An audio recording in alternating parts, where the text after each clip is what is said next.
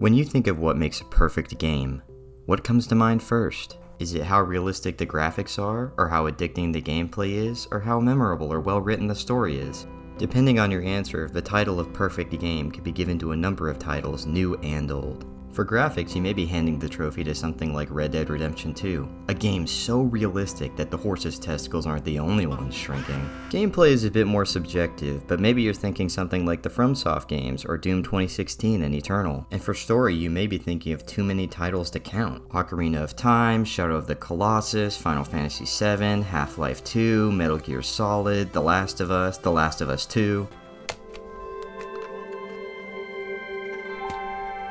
Regardless of the title, I feel everyone has at least one game they regard as their own perfect game. A game that has burrowed its way into their mind and heart and stayed there for years.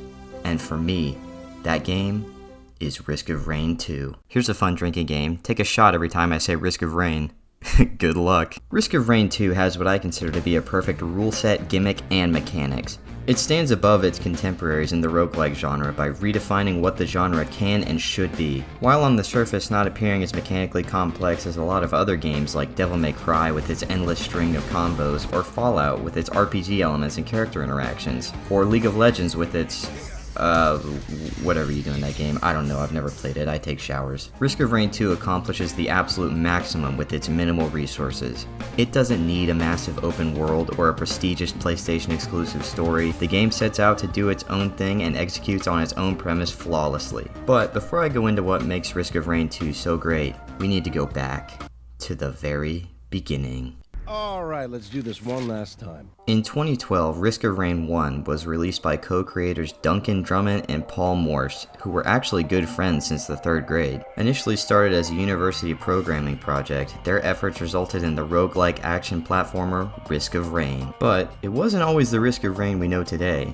In their initial prototype, as you exited your dropship, the further you strayed from the pod, the more the difficulty increased. Realizing the player didn't have a strong incentive to leave their ship and progress through the level, they created the time equals difficulty mechanic. In essence, the longer your run lasts, the stronger the enemies would become. This puts pressure on the player to make progress towards finding the teleporter or suffer the consequences. Speed is key, but if you rush through the levels without collecting the necessary items to increase your character's strength, you'll be killed faster than wearing a Drake shirt to a Kendrick concert. This juggling act of speed and strength is the key to Risk of Rain's greatness. In an endless sea of level scaling RPGs, bullet sponge enemies, and set difficulty curves, Risk of Rain stands above them all by completely reinventing difficulty progression. And this golden gimmick makes it stand out from other 2D side-scrolling platformers. And when you thought that Duncan and Paul couldn't innovate anymore, they added a new dimension. Oh shit.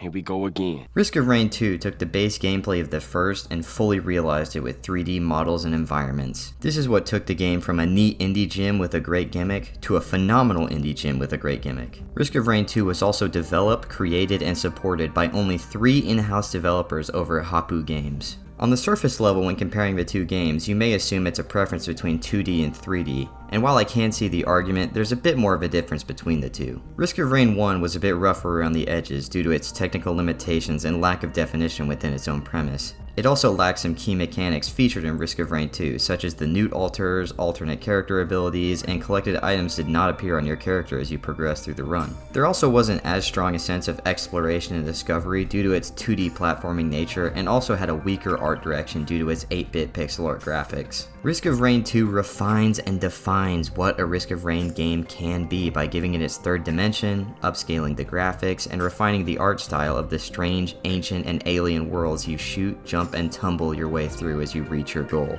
All this isn't to say that the old graphics are bad and new graphics are good. This new dimension simply added a whole new layer to the gameplay cake that is Risk of Rain. In other words, Risk of Rain 2 is a true sequel that expands, improves, and explores the ideas presented in the first, evolving from the more platformer-based gameplay in the first to a more survival, exploration-based style of gameplay. If I could describe Risk of Rain 2's gameplay in one word, it would be balance. Not in the sense that all the items are balanced, to be fair, because they're not. What I mean is when you're playing a game, there are several elements you need to track while playing. For example, when playing Dark Souls, in a boss fight, what you need to mentally track is your health and stamina, and the boss's health and attacks. These different elements all play a role in the outcome of the fight. When in a Risk of Rain run, the elements you need to track are your health, enemy attacks, ability cooldowns, money, items, finding the teleporter, and your time/difficulty level. While on paper this is more elements you need to keep track of, they all feed into each other flawlessly, like a snake eating its own tail.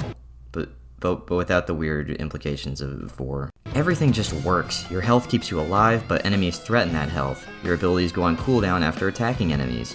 Attacking enemies gets you money, money gets you items, and items make you powerful enough to find the teleporter and beat the level boss. Every mechanic snaps together like a puzzle and gives you a seamless gameplay playground that, while having its perfectly set rules, allows you in more ways than one to make the game your own. This is big brain time. With 11 base characters, 5 DLC characters, all with alternate abilities and skins, 3 gameplay difficulties, 16 gameplay altering artifacts, over 99 unique in-game items, and 2 DLCs, the game is yours to create. Each character has a unique skill set and abilities that make each of them a brand new experience with each new run. The 3 difficulties provide 3 vastly different experiences. Playing on Drizzle gives you a more relaxed, fun experience where you are free to take the game at your own pace while collecting items, fighting enemies, and vibing out to the soundtrack that sounds like an abstract painting lit on fire.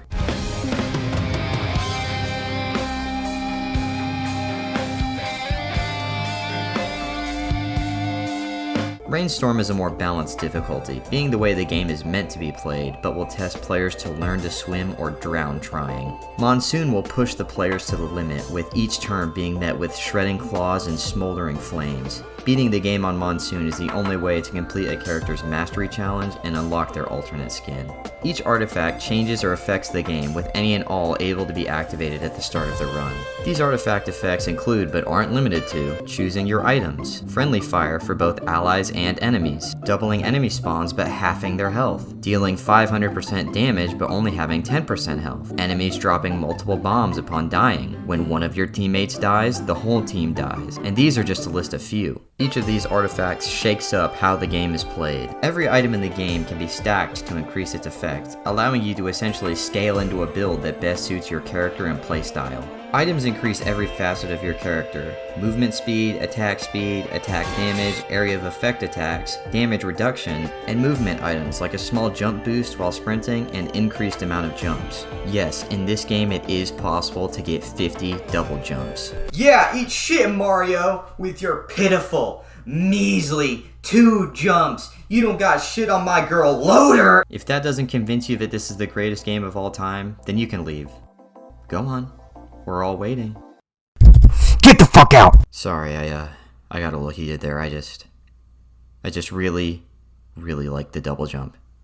Anyways, wait, what was I saying? The best of these items being red, blue, gold, and orange items, which each affect a different aspect of your character. So this next bit is going to be a lot of stat talk, and I don't want you to click off the video, so I have to employ my ultimate weapon. Red items improve your character's attacks/abilities with effects such as shooting bouncing lightning at any enemy foolish enough to come near you, making all your attacks explode, increasing jump height, and giving you an extra life. The blue lunar items give you a huge buff, but at the cost of a huge trade-off, such as making the teleporter charge 30% faster at the cost of the charge area being 50% smaller, or decreasing your skill's cooldown by 50%, but decreasing attack speed by 50% as well. You get the gist. You pay the price, but the stats are nice. Gold items have a correlating effect to the boss they belong to, like calling down a lightning strike that does 500% damage, or healing from any incoming damage. Or when dropping below 25% health, you send out a shockwave that does 6,000% damage. Orange items are much more straightforward.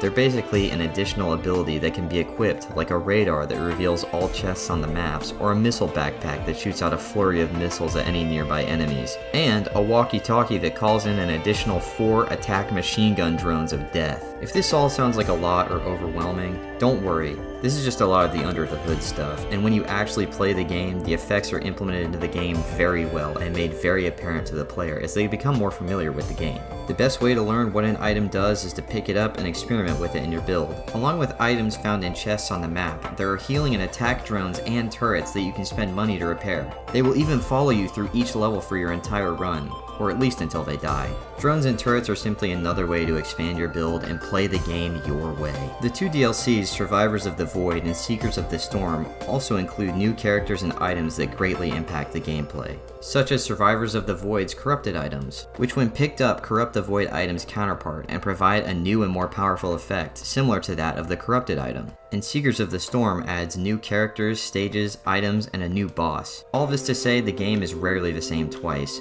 with mountains of changes, adjustments, levels, and builds to explore. Nice.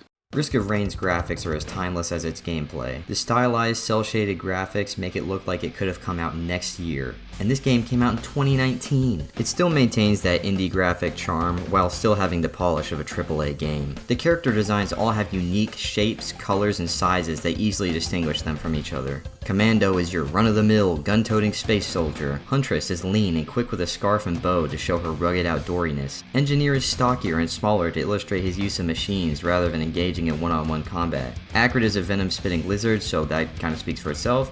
And Captain has a hat! Each level looks different from the last. You can go from a lush forest to a swampy bog to a snowed-in outpost to a weird asteroid space limbo area, all in a single run, and these are just a handful of the areas. Every enemy is unique with their different types, species, and elements. There is a massive boss/enemy called the Magma Worm that digs through and bounces out of the map. In the Siren's Call map, you can shoot these little egg things scattered around the map to summon the boss Alloy Warship Unit, a massive robot orb that just really likes eggs, I guess. The whole game has an atmosphere of misty alien worlds, familiar yet inexplicable landmarks, and ancient ruins of civilizations come and gone. Needless to say, the vibes are chef's kiss, immaculate. Levels are banging, characters are banging, soundtrack is banging. That's not visual, but whatever, fuck you. This also doesn't really fall under visual design, but it's worth noting that the game is insanely well optimized and very mod friendly. This has led to a thriving community of players even 5 years later.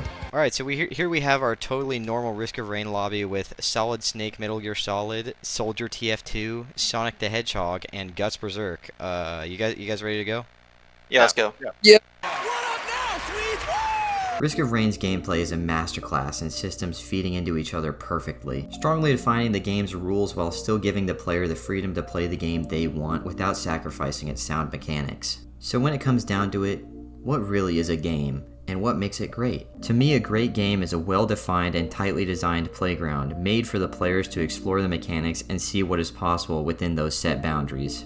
Nothing feels better in a game than wondering, I wonder if this is possible, trying it out, and seeing that it is in fact possible. Oh, I can stack 10 damage items and one-shot the boss. Oh, I can give all my drones exploding bullets. Oh, I can get 10 double jumps. This is crazy. It makes you feel seen by the developers and like you're on the same wavelength. And these playgrounds come in many different forms, ranging from linear, intricately designed level-based games like Spyro or Crash Bandicoot, or competitive shooters like Call of Duty and Halo. But the crucial factor of what keeps me coming back to these playgrounds are the gameplay loop. The gameplay loop of Risk of Rain 2 never gets old for me. I keep coming back again and again, and I still feel like there's so much more to do and explore. There's never a point where you feel like you've experienced everything the game has to offer. The game is designed to be returned to over and over, and this is best demonstrated in the central theme of looping. Complete the level, complete the run, live, die, try again. While the core experience stays the same, it never feels repetitive or like what I'm doing is meaningless. I'm always on my toes, I'm always getting more powerful, I'm always doing something. I'm never starting and stopping for characters to have forced dialogue while they move slowly through a crack in the wall, or dying to bullshit metas because the developers haven't seen their family since last year and they can't be forced to give a fuck anymore. And that's not to say that games like that are bad. I do enjoy my Uncharted's and Call of Duties, but I do have little incentive to return to those playgrounds. But Risk of Rain 2's gameplay constantly feels fresh and exciting. The execution of its premise, the golden gimmick working in tandem with the roguelike gameplay mechanics, provides the player with an intricately and tightly designed experience for the player to make the game their own, with levels upon levels of customization, a stellar soundtrack, timeless graphics and visual design, and a thriving community of dedicated players makes Risk of Rain 2 the perfect game.